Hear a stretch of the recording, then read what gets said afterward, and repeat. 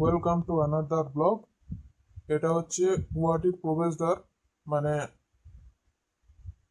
আমরা যে এই ফেরিঘাটটাতে এসেছি গুয়াহাটির, এটা হচ্ছে সরকারি ফেরিঘাট গভর্নমেন্টের। তো চলুন ভিতরে যাওয়া যাক। এই যে ওয়েলকাম টু ফেরি টার্মিনাল। এই যে এলইডি স্ক্রিনগুলো দেখতে পাচ্ছেন, এগুলোতে ফেরি কখন আসবে সেই টাইমগুলো দেখাচ্ছে। খুব সুন্দর ভিতরটা। চলুন এবারে যাওয়া যাক। এদিক থেকে যেতে হবে।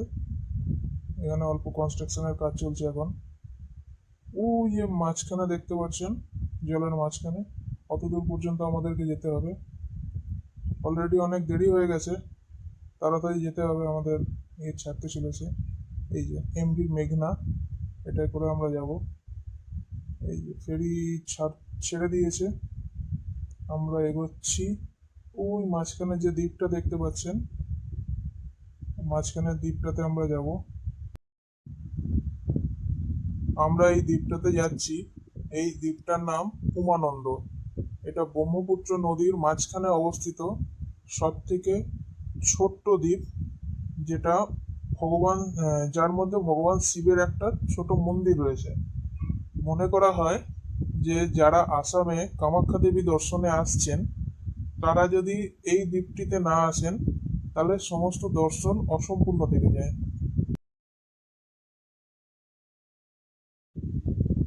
চলুন উপরে যাই। এই আমরা পৌঁছে গেছি উমানন্দতে। চারিদিক হেবি সুন্দর সবুজ। এই আইল্যান্ডটাকে ইংরেজরা পিকক আইল্যান্ড বা ময়ূর দ্বীপও বলতো। এই ব্রহ্মপুত্রের মাঝখানে ময়ূরের মতো দেখতে বলে এটাকে এরকম নাম দেওয়া হয়েছিল। চলুন ভিতরে যাওয়া যাক।